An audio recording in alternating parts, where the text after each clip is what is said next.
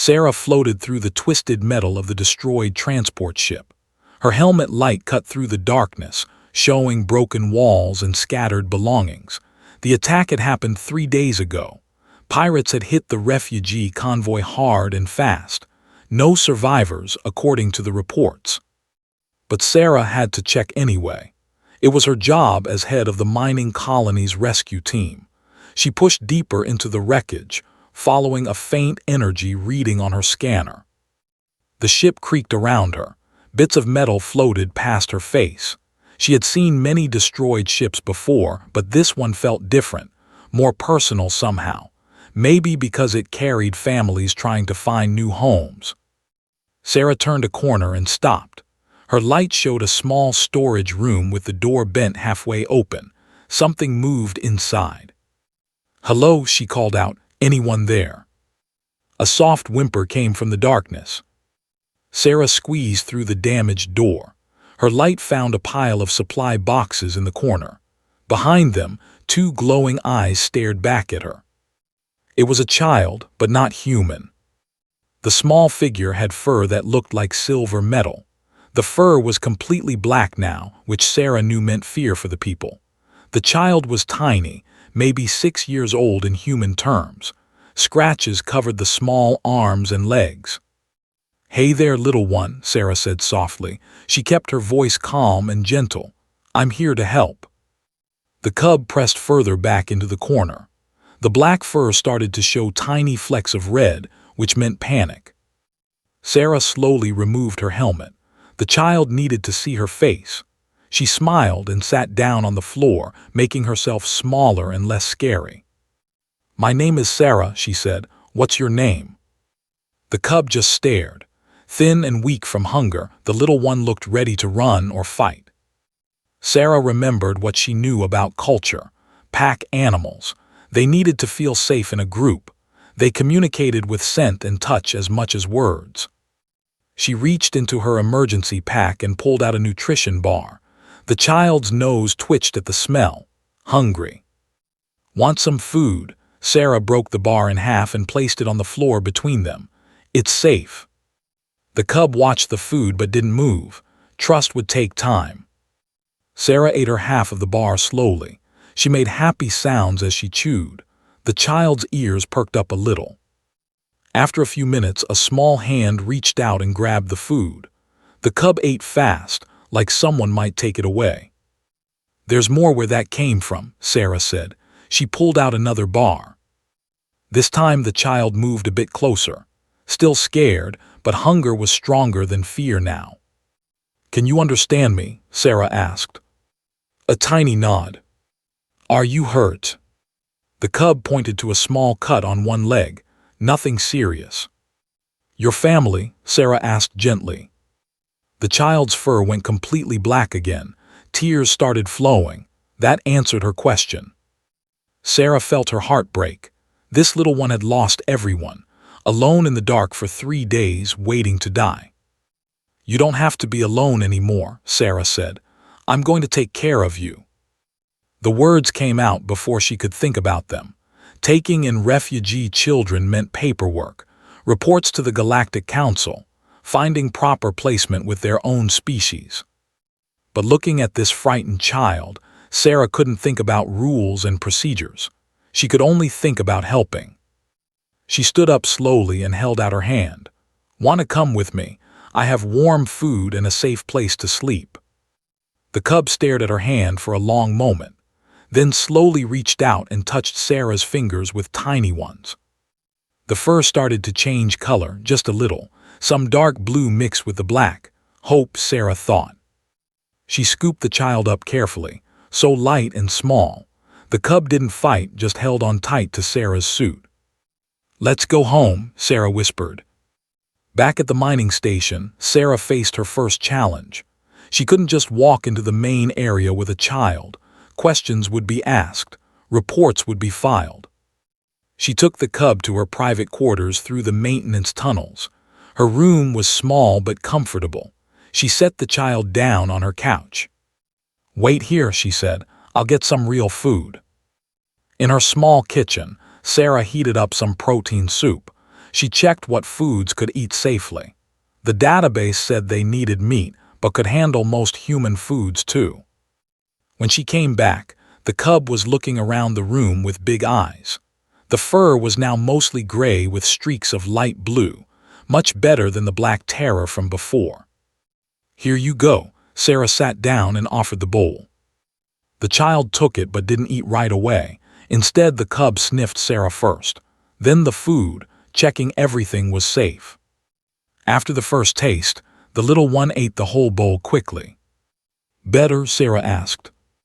A small nod. "Do you have a name, something I can call you?" The child made a soft sound, something like "Ra," but with musical notes Sarah couldn't copy. Sarah tried. The cub smiled for the first time, a real smile that made the fur turn bright silver. "It is," Sarah said. "Welcome to your new home." Later that night, Sarah watched sleep on her couch. The child had curled up in a ball, like wolves did. The fur had settled into soft silver with touches of gold. Sarah knew she should report finding. The right thing was to contact family services, find the child a proper home with her own people. But she also knew what happened to orphaned alien children in the system. Long waits in institutions, foster homes that didn't understand their needs. Many never found real families. Looking at its peaceful face, Sarah made a decision. She would keep the child safe until she could find something better, just until the right family came along. She tucked a blanket around the sleeping cub and whispered, "Don't worry, little one. You're safe now." 6 months had passed since Sarah found in the wreckage. The mining station felt different now, warmer somehow. Sarah stood in her kitchen making breakfast.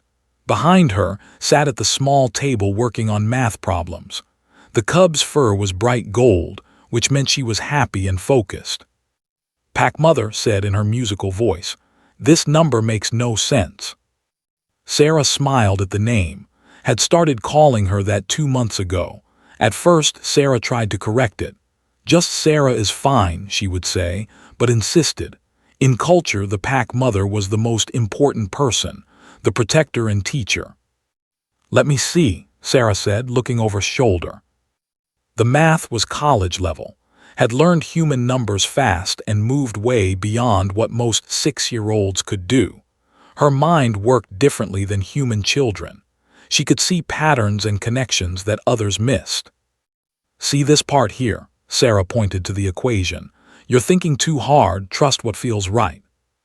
Closed her eyes and let her instincts work. After a moment, she wrote down the answer, perfect as usual. "Good job," Sarah said, ruffling the soft fur on its head. "Ready for breakfast." They ate together like they did every morning. Needed more protein than humans, so Sarah had learned to cook style meals. Meat with grains and vegetables. Tried to eat with human utensils to make Sarah happy, but sometimes used her hands when the food was too hard to grab. A knock at the door interrupted their meal. "Sarah," came a voice from outside. "Come in," Sarah called.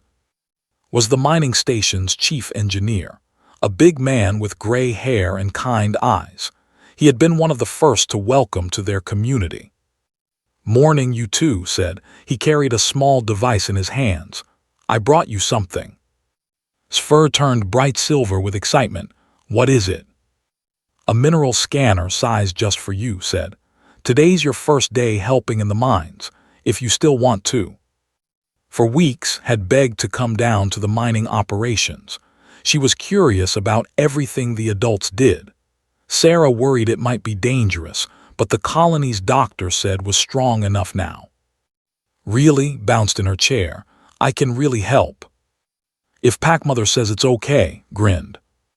Sarah pretended to think about it. "Well, I suppose if you promise to be careful." I promise," jumped up and hugged Sarah tight. An hour later, Sarah and rode the elevator down to the mining levels. The asteroid had rich mineral deposits, which made the colony profitable. But finding the best spots to dig required expensive equipment and lots of time. "The scanners can only tell us so much," explained as they walked through the tunnels. "We have to guess where the good stuff is hidden." They reached a section where several miners were working. The men and women smiled when they saw. Over the months, everyone had grown fond of the unusual little family. "Hey," called out Jin, one of the younger miners, "ready to show us how it's done." Sfur flickered between gold and silver, excited but nervous. "Just do what feels natural," Sarah encouraged. They gave the small scanner and showed her how to use it. She held it against the rock wall and watched the readings, but after a few minutes, she put the device down. "It's not here," she said. "The scanner says there might be copper in this wall," said gently. Shook her head. She pressed her ear to the rock and closed her eyes. Her fur went completely still, focusing all her attention. "Over there," she pointed to a section about 20 feet away. "Under the ground, something big." The miners looked at each other. They had been planning to dig in the current spot for days. "Let's try it," Sarah said. "What could it hurt?" They moved their equipment to where had pointed, ran a deep scan of the area. His eyes went wide. "There's a whole vein of rare metals down there," he whispered, "more valuable than anything we've found so far." The miners stared at with new respect. She had found in minutes what their machines missed completely. "How did you know?" asked Jin. Touched the ground with her small hands. "I can feel it sing. Different metals make different songs." It was an ability Sarah had read about but never seen. Their senses were so sharp they could detect things through tiny vibrations and scents. Word spread quickly through the station. By lunchtime, everyone wanted to meet the little cub who could find hidden treasure. That evening, Sarah and sat in the station's common area. Other families gathered around them, sharing dinner and stories. The Hendersons had 2 human children who loved playing with. The family were blue-skinned aliens who taught songs from there. "Tell us about traditions," asked Doctor, the station's medical officer. Sfur turned soft blue. She missed her birth culture but loved sharing what she remembered. "On cold nights, the whole pack sleeps together in a big pile," she said, "and we howl at the moons to tell other packs where we are." "Can you howl?" asked Tommy Henderson. Looked at Sarah, asking permission. "Go ahead," Sarah nodded. Stood up and made a sound like music mixed with wind, beautiful and haunting. Other people stopped talking to listen. When she finished, the room was quiet for a moment. "That was amazing," Mrs. Henderson said softly. Later, after everyone had gone to bed, Sarah tucked into her sleeping spot on the couch. The cub preferred sleeping there instead of the bed Sarah had offered. Something about being close to the pack, she had said. "Pack Mother," said sleepily. "Yes." "Why do I look different from everyone else here?" Sarah sat down beside her. This was a question she had been expecting. "Because you come from a different people," Sarah said carefully. "Your first family they looked just like you. But they're gone now." "Yes, but that doesn't mean you're alone. You have a new family now. All of us here care about you." Sfur shifted to the deep blue that meant thinking hard about something. "Do you think any other are still alive, somewhere?" Sarah's heart ached. She had tried to find people. A few scattered communities existed, but most were struggling to survive. None could take in an orphaned cub. "Maybe," Sarah said honestly, "but right now you're exactly where you need to be." Curled up under her blanket, "I'm glad you found me in that broken ship." "Me too, sweetie, me too." As Sarah turned off the lights, she thought about the past 6 months. She had planned to find a proper family, but somehow they had become a family themselves. Tomorrow would bring new challenges, more questions about future and where she belonged. But tonight, Sarah was content to watch her daughter sleep peacefully, fur glowing soft silver in the dim light. 1 year after the rescue, their quiet life changed forever. Sarah was working in her office when burst through the door. His face was pale and worried. "We have a problem," he said. "Galactic Family Services just docked. They want to inspect the station. Sarah's blood went cold. She had been dreading this day for months. Somehow, word had gotten out about. Now the official investigators were here. "How long do we have?" she asked. "They're coming to see you in an hour." Sarah ran to her quarters, was there practicing her reading. When she saw Sarah's face, her fur immediately turned worried gray.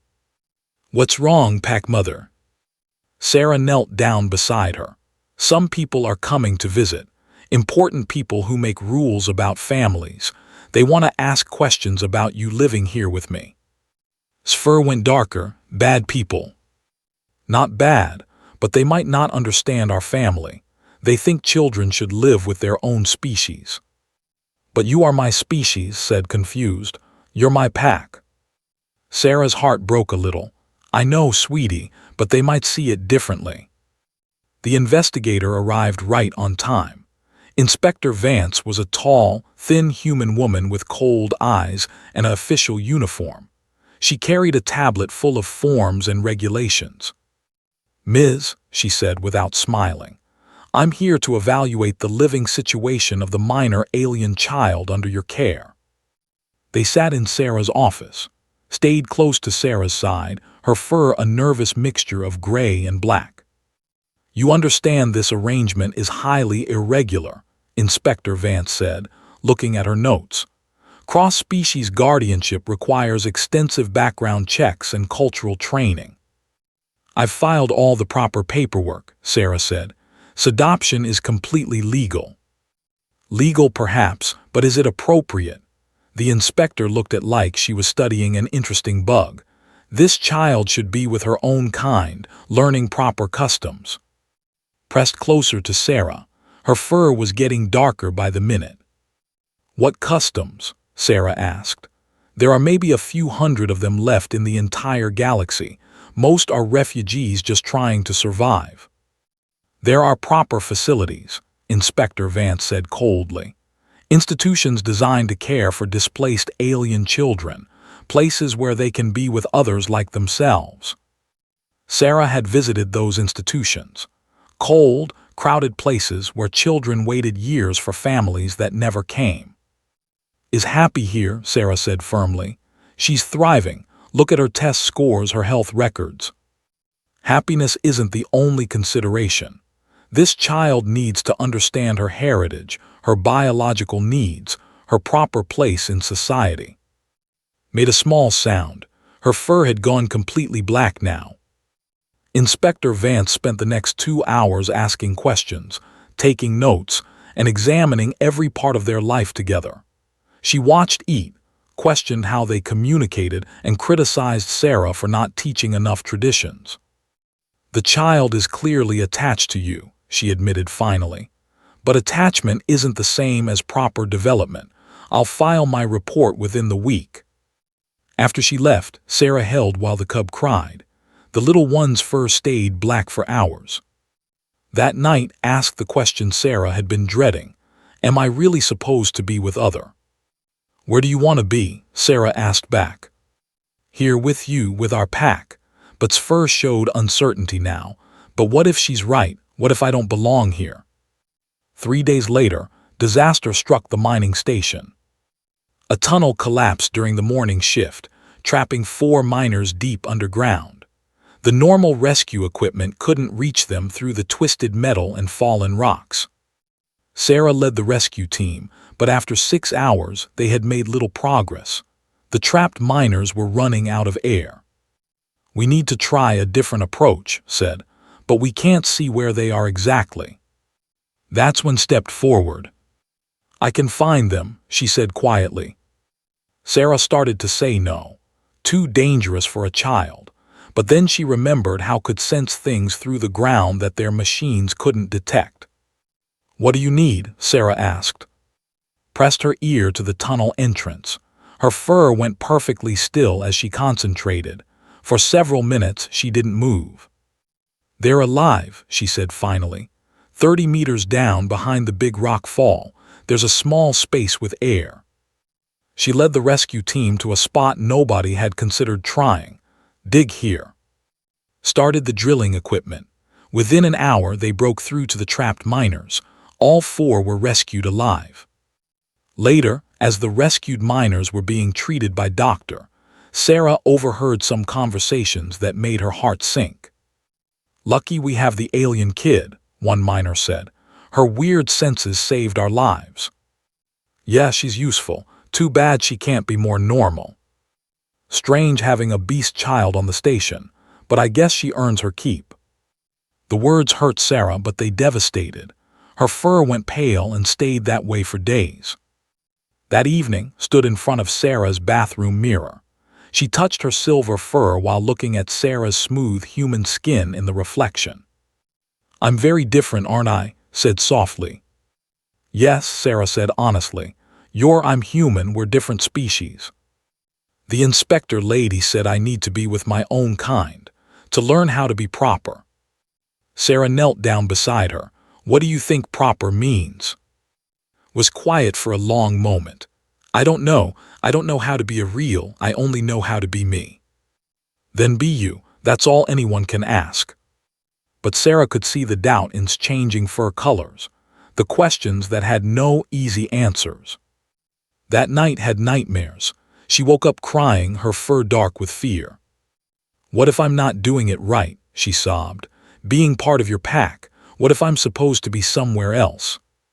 Sarah held her close. "You belong wherever you choose to belong." But even as she said the words, Sarah wondered if she was being selfish. Was keeping really what was best for the child? Or was she just afraid of being alone again? The next week brought news that changed everything. A message arrived through the Galactic Communication Network. A group of survivors had established a new colony world. They were actively searching for displaced cubs to join their growing community. The message specifically mentioned by name. Word of her rescue had spread through the scattered networks. They offered her a place in their pack, a chance to learn traditional ways, to run with others like herself, to eventually find a mate among her own species and raise cubs of her own. Sarah read the message 3 times before showing it to. The cub's fur cycled through every color as she processed the information. "They want me," she whispered. "Yes," Sarah said, "they want you." "But what about you? What about our pack here?" Sarah's throat felt tight. "I want whatever makes you happiest." For the first time since Sarah had known her, his fur showed colors Sarah had never seen before. Confusion, longing, fear, and something else. Something that looked like the beginning of a very difficult choice. The message from the colony sat on Sarah's desk for 3 days. Neither she nor talked about it, but it filled every room like a heavy cloud. His behavior changed. Her fur stayed in confused patterns of mixed colors. Sometimes silver, then gray, then flashes of deep blue that meant she was thinking too hard about something painful.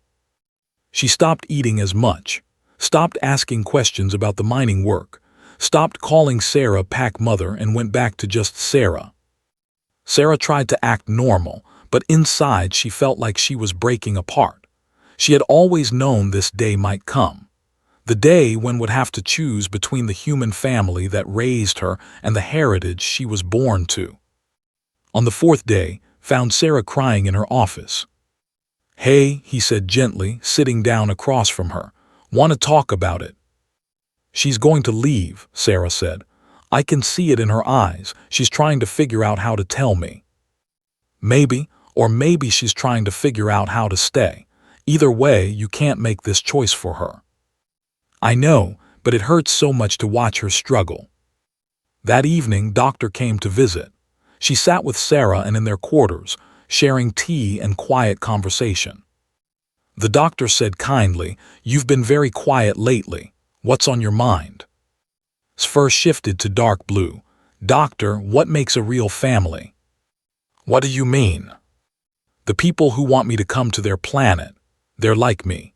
We would look the same, act the same, want the same things. Would that make us more of a real family than me and Sarah?" Doctor looked at Sarah, then back at, "What do you think?"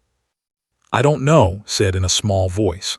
"I love Sarah, but maybe I'm supposed to be with my own species. Maybe I'm not doing family right. After Doctor left, Sarah tried to talk to about the choice she faced, but every time she brought it up, changed the subject or found something else to do. A week later, Inspector Vance returned for her follow-up visit. She had clearly heard about the colony's offer. "This is perfect timing," she told Sarah. "The child can be relocated to proper care with her own species, natural resolution to an unusual situation." She spoke about like she wasn't sitting right there. "Would receive proper cultural education, learn traditional pack behaviors, and eventually integrate normally into society. Much better than this artificial arrangement." Sfur went black, but she didn't say anything. "The decision isn't yours to make," Sarah said firmly. "We'll choose what's best for her." Inspector Vance looked surprised. "The child is a minor. Adults make these decisions." "This adult says makes her own choice." That night, Sarah and walked to the station's observation deck. Through the clear dome overhead, they could see the stars scattered like diamonds across the darkness. "Do you remember your first family?" Sarah asked gently. "Was quiet for a long time. Sometimes, in dreams, I remember feeling safe when everyone slept together. I remember the sounds of other cubs playing, the way adults would groom each other's fur." "Do you miss it?" "I miss feeling like I knew where I belonged. Back then, I never had to think about it. I was just part of the pack." They sat in comfortable silence, watching stars wheel slowly across the sky. Sarah said finally, "Yes. Can I ask you something? Something important?" Sarah's heart started beating faster. She could hear the serious tone in his voice. "Of course." Took a deep breath. Her fur began cycling through colors faster than Sarah had ever seen. Fear, sadness, hope, desperation, all mixed together. "If you could have a real human cub of your own," said very quietly, "would you still want me?" The question hit Sarah like a physical blow. She stared at, seeing all the doubt and fear that had been building up for months. "What do you mean?" Sarah asked, though she understood perfectly. "I mean," his voice was barely a whisper, "am I just what you got because you couldn't have what you really wanted? If a human baby came to live here tomorrow, would you still choose me? Or would I just be extra?" Sarah felt tears starting in her eyes. All this time, while she worried about what was best for, the child had been wondering if she was really wanted at all. "I know I'm different," continued, the words pouring out now. "I look different, I act different, I need different food, I can't give you that look like you. I make your life harder and more complicated. The inspector lady is right, isn't she? You're supposed to have a real human family and I'm just making everything wrong." The tears were flowing freely down his face now, and her fur had gone the deepest black Sarah had ever seen. "I love you so much, Sarah, but what if I'm not what you're supposed to have? What if I'm keeping you from having a real daughter?" Sarah's heart shattered completely. She realized that for all the love and care she had given, she had never addressed the child's deepest fear. The fear that she was a consolation prize, a substitute, a placeholder until something better came along. "Oh, sweetie," Sarah whispered, pulling close, "you have no idea, do you?" But even as she held her daughter, Sarah knew that her answer to this question would change both their lives forever. This was the moment everything had been leading to. The moment when she had to choose her words more carefully than she ever had before. Because wasn't just asking about family or belonging or love. She was asking the fundamental question that every adopted child wonders about, but rarely has the courage to voice. Am I really yours, or am I just better than nothing? The stars overhead seemed to be waiting for Sarah's answer too. Sarah held, feeling the small body shake with silent sobs. The question hung in the air between them like a bridge that could either connect them forever or crumble into nothing. "Look at me," Sarah said softly. Lifted her head. Her fur was still the deep black of despair, and her eyes were bright with tears. "You asked if you are my real daughter," Sarah said, her voice steady and sure. "The answer is yes. You are my real daughter. Not my practice daughter, not my temporary daughter, not my second-choice daughter. You are my real, true, chosen daughter." Fur flickered with the faintest hint of silver, but the black remained strong. "But I'm not human," whispered. "I can't be what you're supposed to have." Sarah smiled through her own tears. "Let me tell you a story about a little human girl who was born to parents who couldn't take care of her. When she was 3 years old, a couple found her in an orphanage. They brought her home and loved her and raised her as their own." Listen carefully, her fur beginning to show more silver mixed with the black. "That little girl worried about the same things you worry about. She wondered if her adoptive parents would love her less than a biological child. She wondered if she was just better than nothing. What happened to her? She grew up knowing she was exactly where she belonged, because her parents taught her something very important. They taught her that love isn't weaker when it's chosen. It's stronger." Sarah gently touched the silver fur. "That little girl was me. I was adopted too." His eyes went wide. Her fur shifted to confused gray and blue. "You were?" "Yes, and my parents told me every day that I wasn't their consolation prize. I was their prize. The child they went looking for, the daughter they chose on purpose." Sarah stood up and helped to her feet. "Do you want to know something about humans? We don't just love the easy things. We love the challenging things, the complicated things, the things that make our lives richer and more interesting." They walked to the edge of the observation deck, where Earth could be seen as a tiny blue dot among the stars. "You think being different from me makes our family weaker," Sarah continued. "But you're wrong. It makes us stronger. Every day I have to choose to learn about your culture, your needs, your way of seeing the world. Every day you teach me something new about love and patience and wonder." His fur was shifting faster now, showing flecks of gold among the silver. "Any human could have a human child without thinking about it," Sarah said. "But it takes something special to build a family across species lines. It takes intention. It takes commitment. It takes a love so strong that it doesn't care about DNA or appearance or what other people think." "But what about the inspector? She said I need to be with my own kind." Sarah knelt down so they were eye to eye. "Inspector Vance thinks family is about biology. She's wrong. Family is about choice, about showing up every day and choosing to love someone no matter what." She took small hands in her own.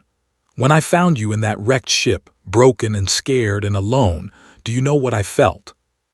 Shook her head. "I felt like I had found my daughter. Not a child to save, not a project to work on, not a replacement for something I couldn't have. My daughter, the one I had been waiting for without even knowing it." His fur was brightening steadily now, moving toward the warm gold that meant happiness and belonging. "If a human baby appeared tomorrow," Sarah said firmly, "I would love that child too, because love grows, it doesn't divide. But you would still be my first daughter, my chosen daughter, my nothing, and no one could ever change that." "Really? Really, you are not my substitute child. You are my real child, the child I was meant to have." Threw herself into Sarah's arms, her fur blazing bright gold mixed with silver. For the first time in weeks, she felt completely safe. "I love you, Pack Mother," she whispered. "I love you too, my brave girl." They held each other under the stars for a long time, feeling the weight of doubt finally lifting. Over the next few weeks, they made their decision about the colony, together. They would visit, would learn about her birth culture, meet other, and understand where she came from. But she would always come home to Sarah and their mining station family. "I want to know about my first people," explained to the colony representatives. "But I already have my real people here." Inspector Vance was not pleased with their decision, but the legal adoption was solid, and his own words made her feelings clear. The investigation was closed with a notation that the arrangement, while unusual, was in the child's best interests. 3 months later, the mining station held its first official adoption ceremony. Sarah stood at the front of the common room, dressed in her best uniform. Beside her, wore a new outfit that combined human formal wear with traditional patterns. Her fur glowed with steady gold and silver. Officiated the ceremony as the station's senior officer. All their friends gathered around them. The Henderson family, Dr. Jin, and dozens of others who had watched their unusual family grow. Today, announced, we're here to make official what we've all known for a long time. Sarah and her family, bound not by accident of birth, but by choice, by love, and by commitment. He looked at, do you choose Sarah to be your mother, to guide you and protect you and love you for as long as you both live? His voice rang out clear and strong.